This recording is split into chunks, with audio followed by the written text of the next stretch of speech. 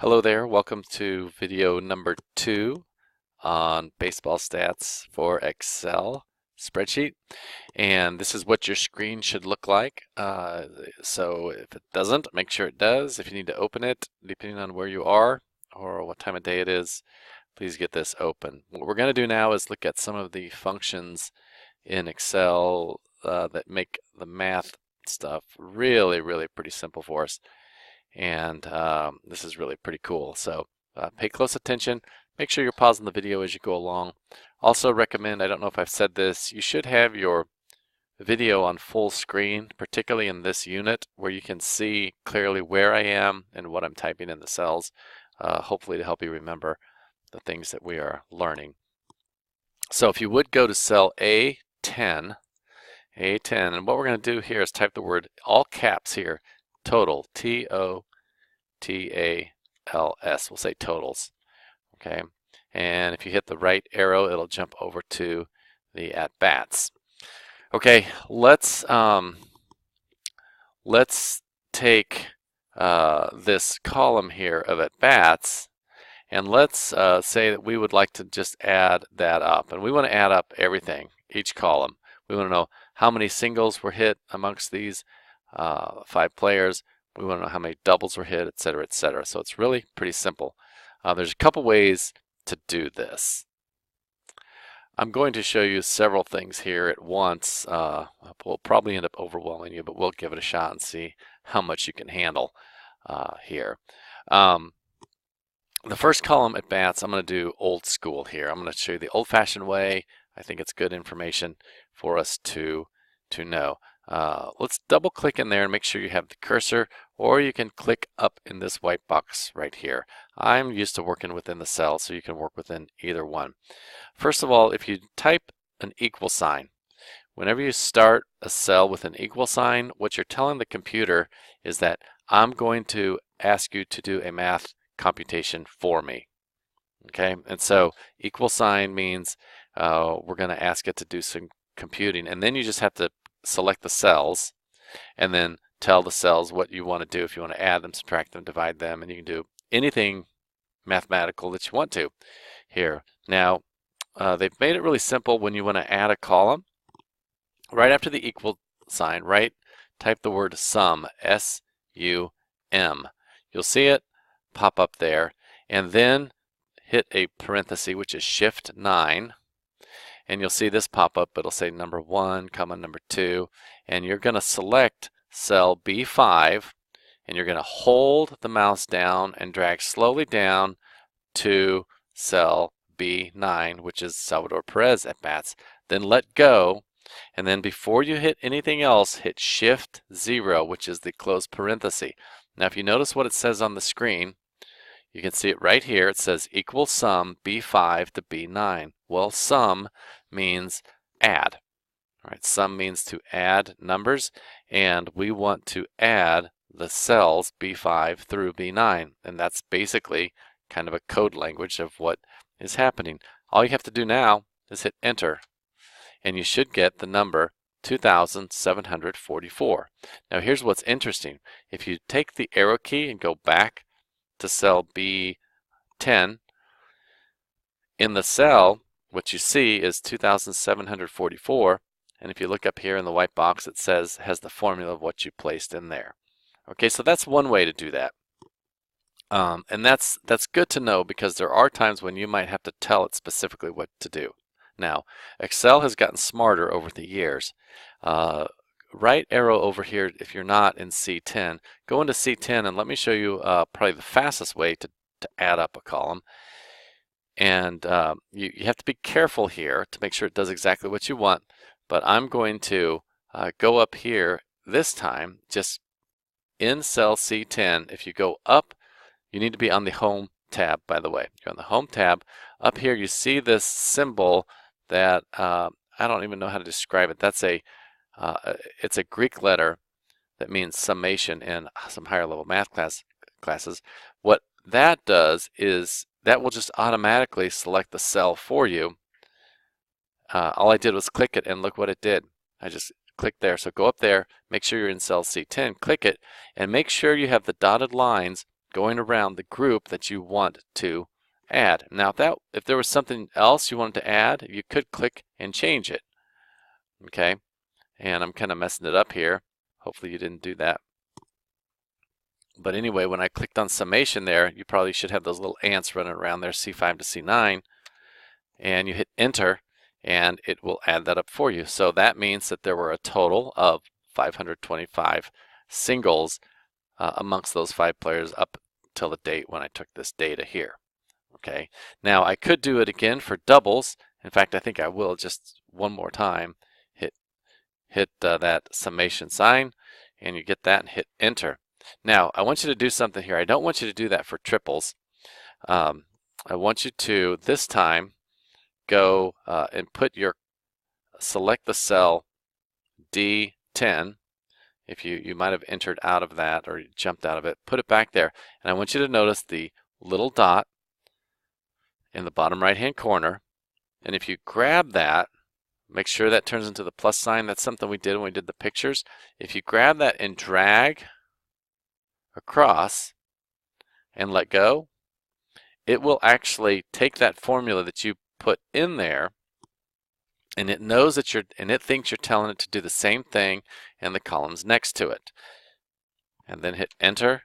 I'm sorry, click off of that, and it will do that for you. So the really cool thing here is I could have actually done that right after I did that in cell B10. I could have done that. In fact, you don't have to do this. Just watch. I'm going to go back and clear out those cells. I'm going to go back to cell B10. I could have asked it to add up the column. Right here, you see that it has the formula. I grab that dot, I click and I drag, and it will automatically replace those cells with the formula for that column. Notice when I'm in cell C10, see what it says up here? It says add up C5 to C9. Okay, if I move over to column D, notice right here it changed to D5 to D9. If I move over to E, notice how it changed. And as well in column F, it will automatically change that for you. Now that's pretty cool because we can just tell it to do something once and then click and drag and it will do it. We could have just a huge spreadsheet here and we could do all those computations and calculations in a second or two if we're just adding up a column. And that's pretty awesome. Let's have some fun with some formatting here. Let's go up here to column 1. Let's make a title. So we've experimented with it. We want the title to be large, and it should be a little bit longer, I'd say, than the table. So I'm going to expand that to 24 font. Now realize again that this title, KC Royals batting statistics, it's really in cell A1, but as I dragged it bigger, it automatically took those gray bars away because it assumes that we want to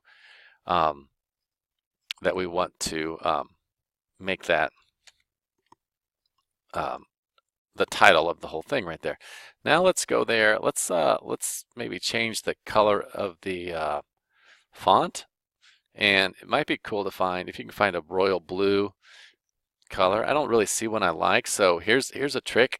If you want to go to more colors, you can get a nice little scale of colors, and what you have to do here is you have to select it by clicking in those dots or those little hexagonal shapes right there. So I don't know, that'll show you right there what it looks like. That kind of looks royal blue to me. And another neat thing, if you want to access that color later, you'll get a new thing here that says recent colors. If there's something later that you want to make,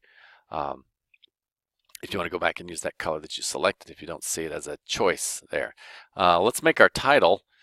Let's bold that and maybe make it a little bit bigger, but we don't want it to be as big as the title up there. And we can take the names of the players. I don't know, we could do a bold italics. You could change font of it if you wanted to.